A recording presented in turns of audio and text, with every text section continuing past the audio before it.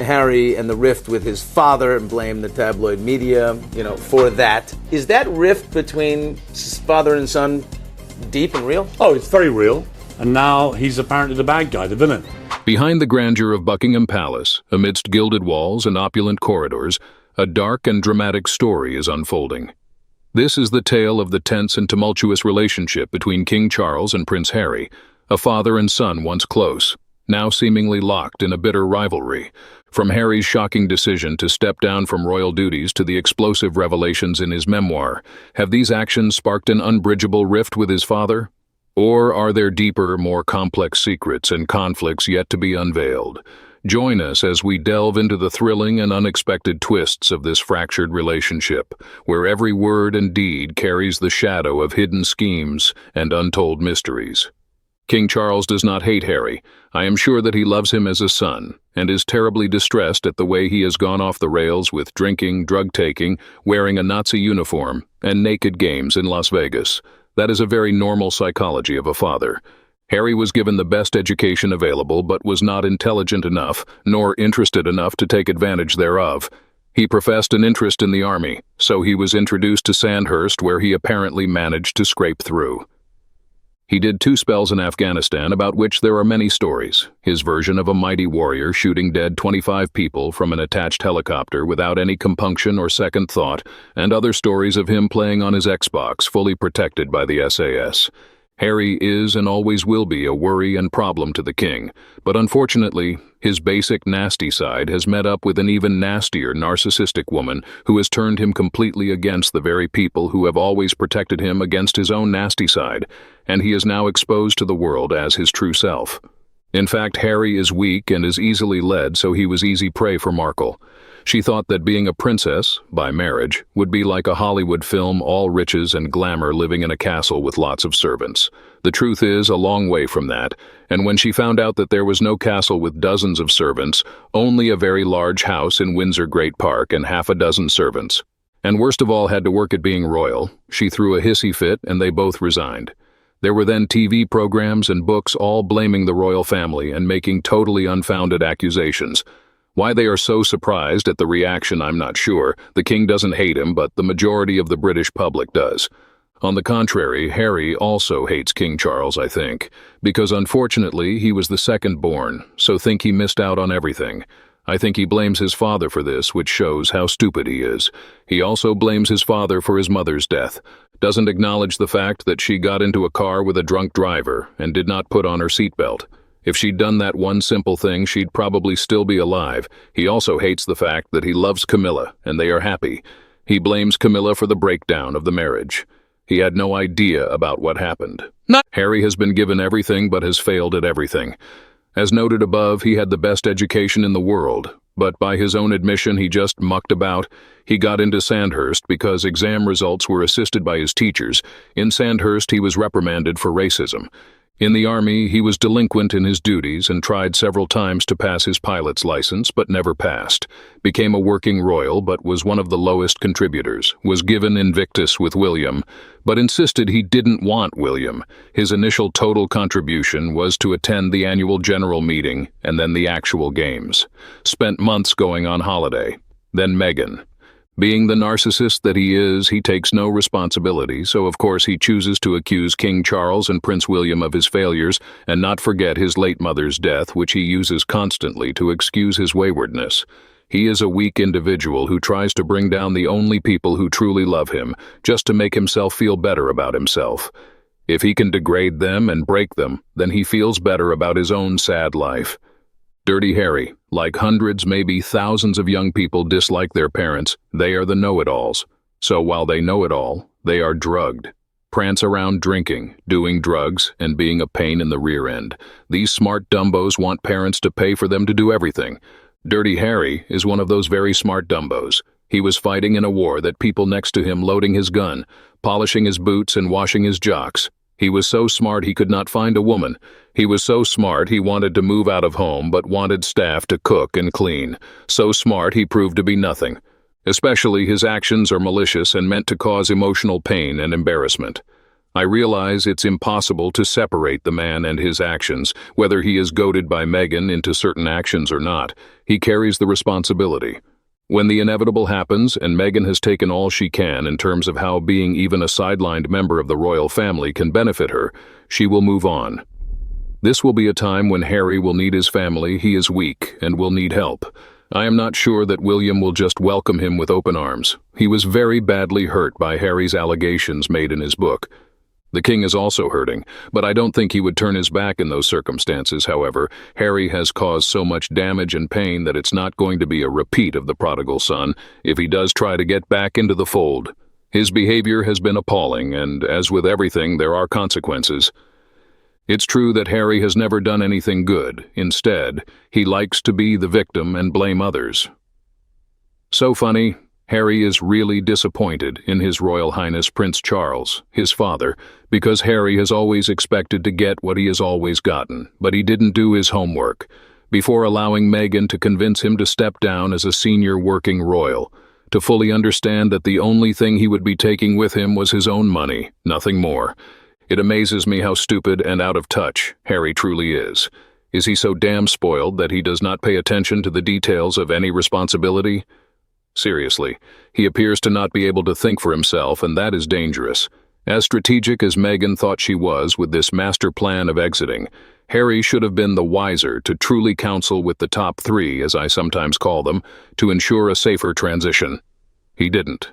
Harry handed Meghan the reins, and away they went. Scandal has followed them every day of their lives ever since. Harry has been raised in the British royal family all of his life. He should know better than anyone the workings of the British royal family, but he appears to not understand that if you do not work, you do not get the privilege of benefits that come with the job.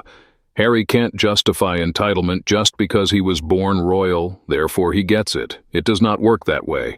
Harry is no different than any other royals who have had their lives drastically changed because of poor decisions they made. He's just one more. Much of Harry's gripe is that after stepping down as a senior working royal, he's still expected to be given a grand home he never bought. Security was not provided to non-working royals, the continuance of an annual allowance that supported his working service, keeping of a fully staffed office to continue his private works, and a fully staffed and paid-for household. Once again, it does not work that way. Just because he is the son of a future king does not change the rules. Harry must now pay for everything he has obviously taken for granted. That's a shame not to value such privilege. In short, Harry has no right to be disappointed in Charles. Charles, however, has every right to be very disappointed in Harry. What a mess Harry has allowed himself to become. Harry is breaking his father's heart, and he knows it. I am not thrilled with the likes of Harry. As a matter of fact, I can't stand him. Harry was publicly diagnosed with ADD, attention deficit disorder.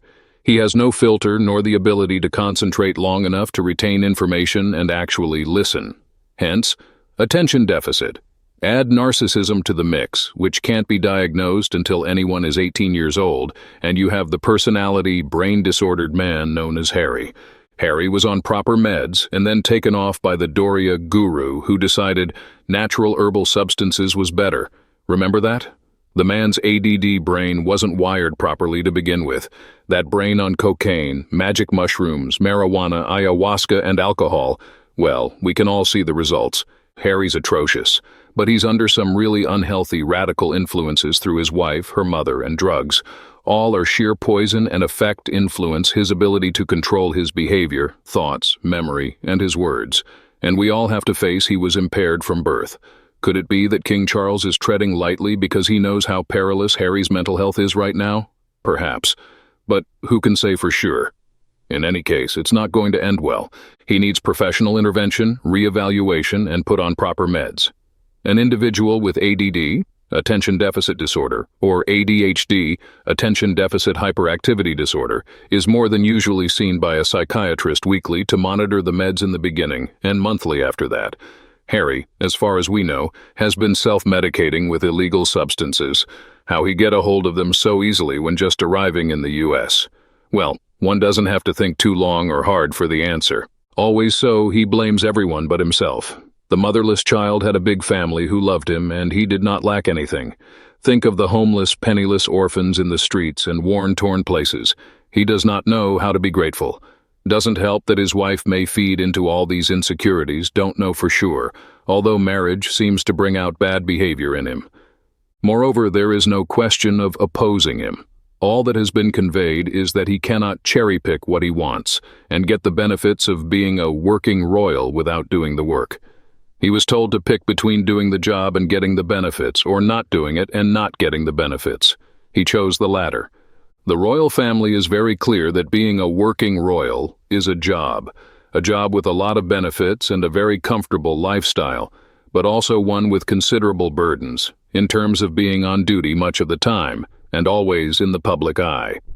Prince Philip gets an out as being retired, much later than most people retire, but the other royals are expected to pay their way in terms of royal appearances. To be honest, they cannot do the job of working royals.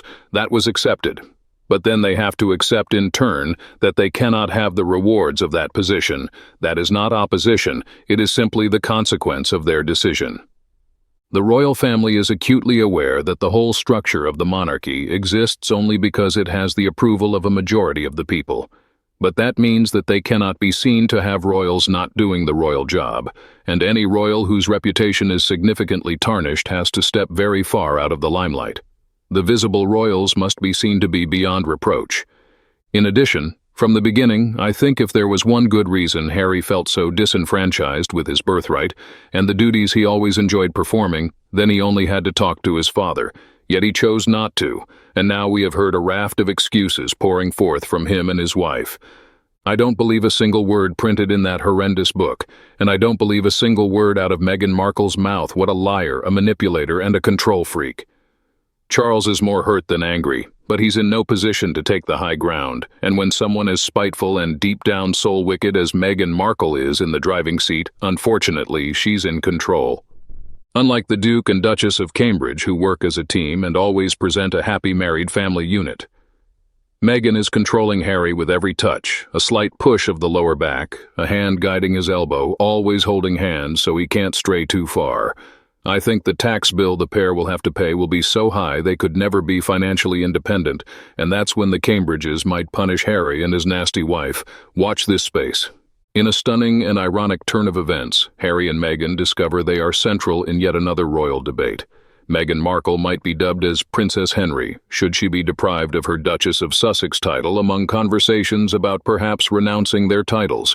Critics argue that Meghan, a feminist, could find such a transition to be a bitter pill to bear, being identified by her husband's name instead of her own successes. Royal observers underline the contradictory stories about the couple's public personalities while speculating on their financial possibilities should they accept these traditional titles in the American market. Notwithstanding these arguments, the monarchy makes the final decision. So, Harry and Meghan's titles and their connotations become a subject of curiosity and ridicule in royal circles as well as in public opinion. Indeed, there has been discussion and disagreement about Meghan's chances of becoming a princess. In the British monarchy, women born into the royal family, or those who wed a prince, have traditionally been titled princesses. Because of particular policies and procedures, American actress Meghan Markle, who married Prince Harry, did not instantaneously get the title of princess. Meghan, following her marriage to Prince Harry, was given the title of Duchess of Sussex. Queen Elizabeth II bestowed upon her this title, which reflects Harry's wife's role. Princess is a title nonetheless, reserved for women born as princesses, or who wed princes with particular royal titles. For Meghan, Royal Harry is more often known as the Duke of Sussex than as a royal in title. Obviously, though, Meghan lacks the credentials and will never be a princess. Not one British person would agree with it. Her unusual entry into the royal family was fraught with conflict and damaged relationships. Many feel her actions have divided people and damaged the monarchy's conventional reputation. Her past as an American actress and her candor has not won her the public the same favor as more conventional royal family members. Meghan also alienated the British people by leaving royal responsibilities with Prince Harry, also known as Megxit. It saw it as a betrayal of royal duties and a rejection of centuries-old customs when they decided to distance themselves from royal obligations and pursue personal businesses in the United States. Her later public comments and media appearances have sometimes been interpreted as opportunistic. using her royal ties for personal benefit instead of respecting the dignity and respect connected with the monarchy. Critics contend Meghan lacks the grace, humility, and commitment expected of a royal family member. Her clashes with royal staff, frayed ties with the British media, and public disputes with family members have shaped public opinions and diminished support among the British population. Public mistrust and criticism were stoked even more by the debate around her and Prince Harry's interview with Oprah Winfrey, where they expressed complaints about the royal family. Meghan's path inside the royal family has been essentially one of public scrutiny and scandal. Although she is the Duchess of Sussex, the distinction of the princess is still elusive since she seems to deviate from conventional royal norms and expectations. Her position and title address more general issues regarding the monarchy's modernizing process and changing ideas of royal responsibility in modern society. Harry and Meghan seem like mere shadows of the royals they once hoped to be even now, stripped of their royal titles and obligations. Once the young prince who caught the imagination of the world, Harry is relegated to being Charles's son, a footnote in royal lineage rather than a major actor in his own right. Once surrounded with pomp and ceremony, his story of personal decisions and public spectacle now takes the stage. Regarding Meghan, the American actress looking for a fairy tale marriage into the British monarchy, her path has been beset with scandal and strife. Her leaving the royal fold seemed to satisfy the doubters about her dedication to the customs and obligations of the title. Once a mark of newly acquired reputation, the Duchess of Sussex title now hangs like a meaningless praise, devoid of the weight of obligation and allegiance usually connected with it. Their behavior since departing the royal family has simply spurred public discussion and scrutiny. From well-publicized media appearances to big commercial transactions, Harry and Meghan have turned their royal position into a commodity, banking on their prior connections but also separating themselves from its restrictions. The story they now live is one of opportunity and paradox, as well as of release and self-determination. Critics contend that, although praised for their charitable goals, their public activities provide a handy cover for a closer examination of their motives and actions.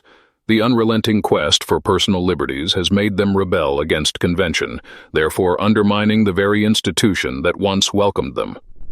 Their legacy stays controversial in the court of public opinion. For some, they are icons of modernity and development, stretching limits and supporting social transformation. To some, they are emblems of privilege and entitlement, using their royal background for personal benefit while ignoring the obligations that go along with it. Harry and Meghan keep inspiring curiosity and criticism, even as they negotiate their new responsibilities on the international scene. Their path from palace to public view has changed the story of royalty in the 21st century and left a legacy as controversial as it is significant. Their narrative will be remembered in the annals of royal history not only for its drama and grandeur, but also for its ongoing influence on the monarchy and its position in society fast changing. She wouldn't truly be a princess in short. Princess Henry simply provides that she is accompanied by Harry, so she is nothing without him. Should they carry on their misleading royal acts, the Parliament may revoke this title since the royals are obliged by the Constitution, and should not voice personal opinions or follow those of the administration in place. I even think they might perhaps cut him off from the line of succession. The Prime Minister authors even the speech from the throne. If Harry and his wife had all their titles and Prince of the UK, it would stop all this trouble with Harry and his wife. It would also shut them down overnight and put an end to their threatening to sue anyone who speaks about topics they do not wish people to know about. It is time that all titles were deleted, really all. Harry and his kids are removed from the succession line of command. Then he may lead his contented life in America free from taxpayer-paid security, as he believes is proper. Maybe King and Parliament should pay attention to the British people.